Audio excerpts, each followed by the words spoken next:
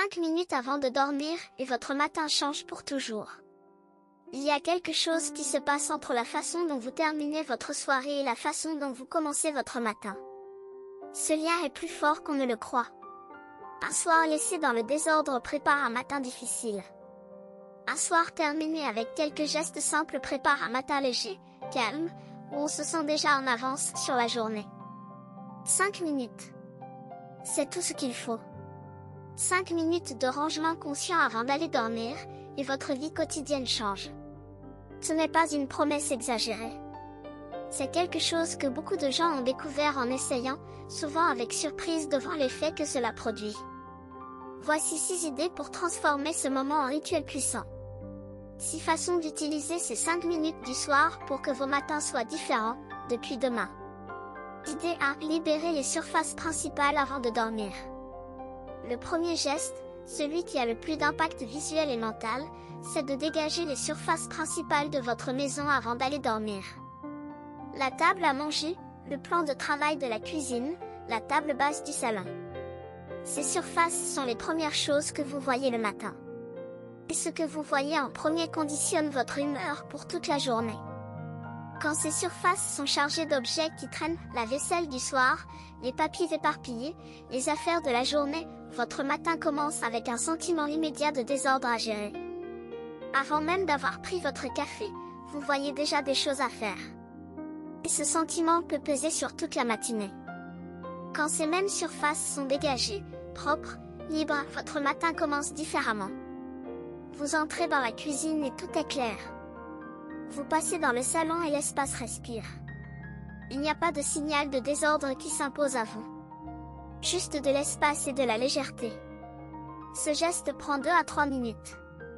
C'est le temps de remettre quelques objets à leur place, de passer un coup d'éponge sur le plan de travail, de rassembler ce qui était éparpillé.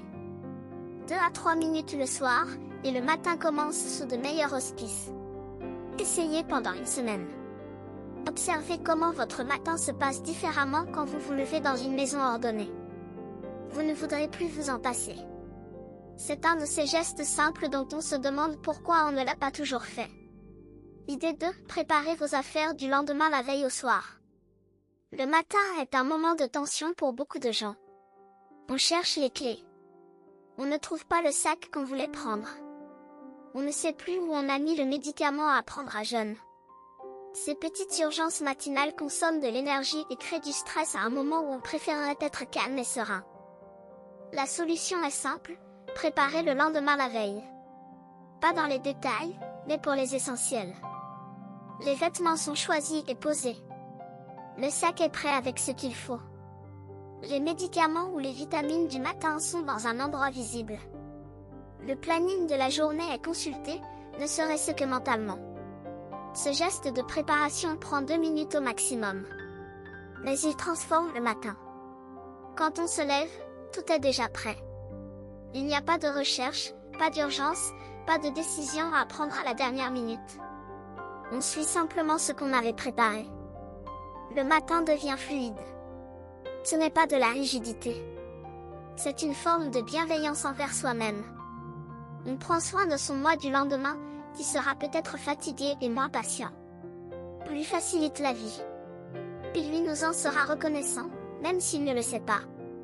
Avec le temps, cette préparation devient un moment de transition agréable. Un moment où on pense à la journée qui vient, où on s'y prépare mentalement, où on pose les fondations d'un lendemain serein. C'est un cadeau qu'on se fait à soi-même, chaque soir. Idée 3. Faites la vaisselle le soir, pas le lendemain matin. La vaisselle laissée pour le lendemain est l'une des choses les plus courantes dans une maison. On est fatigué le soir, on se dit qu'on s'en occupera demain matin.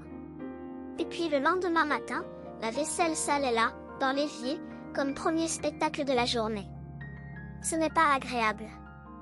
Et ça crée un fond de culpabilité diffus, une chose à faire qui pèse avant même que la journée ait vraiment commencé. Ce fond de culpabilité est subtil, mais il existe.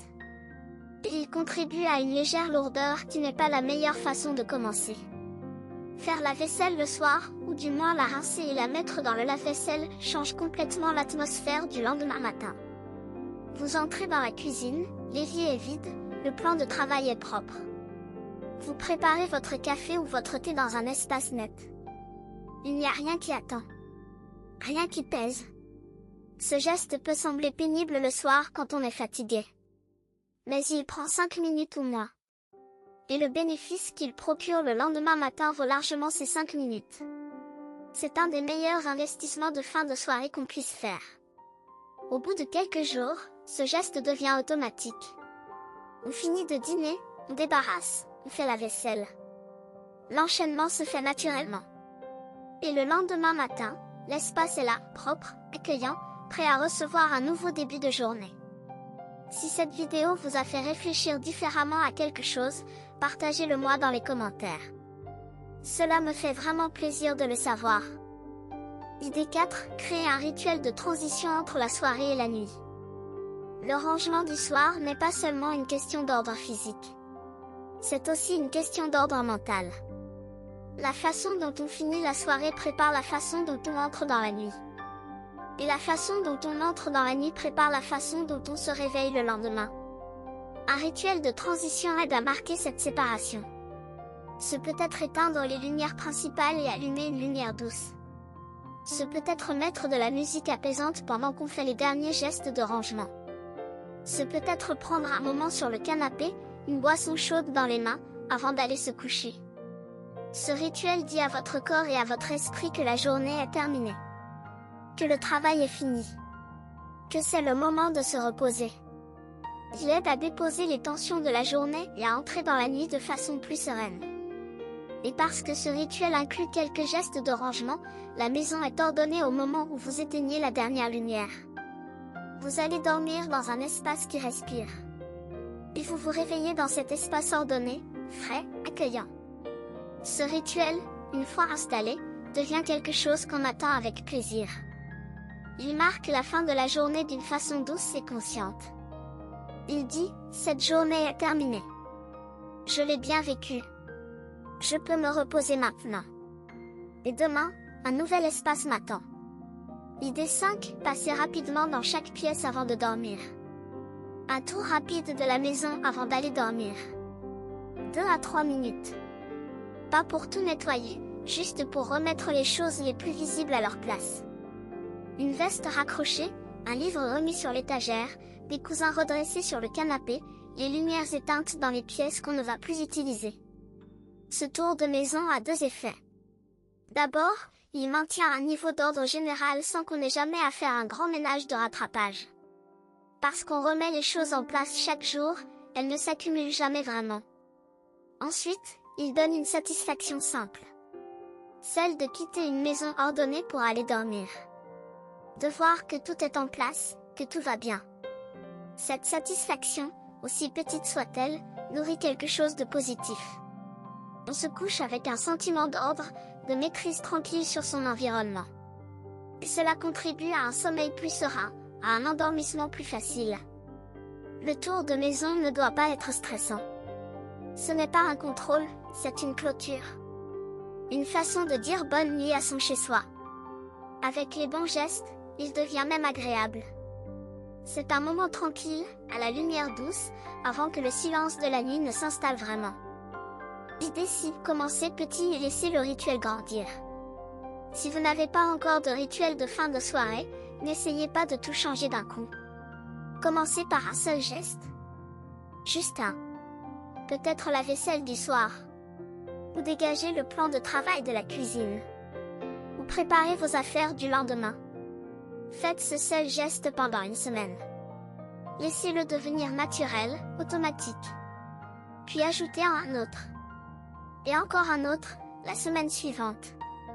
Les rituels ne s'installent pas en un jour. Ils se construisent geste par geste, jour après jour. Et au bout de quelques semaines, vous aurez un rituel complet qui prend 5 minutes et qui transforme vos matins. La clé est de ne pas se décourager si un soir on oublie, ou si on est trop fatigué. Ce n'est pas grave. On reprend le lendemain. Le rituel n'est pas une obligation pesante, c'est une pratique bienveillante. Envers sa maison. Envers soi-même. Envers le matin qui vient. Et avec le temps, vous vous rendrez compte que ces 5 minutes du soir sont devenues quelque chose que vous attendez. Un moment de calme, de soin, de préparation tranquille. Un moment qui vous appartient, à la fin de la journée, avant de passer à la nuit. 5 minutes. C'est si peu. Et pourtant, ces 5 minutes peuvent changer la tonalité de chacun de vos matins. Et un matin qui commence bien, c'est une journée qui commence bien. Et une journée qui commence bien, ça fait toute la différence. Avant de partir, si une idée de cette vidéo vous a fait voir votre maison ou votre vie différemment, dites-le moi dans les commentaires. Je lis tout avec beaucoup d'attention et cela m'aide à vous apporter des contenus qui font vraiment la différence pour vous.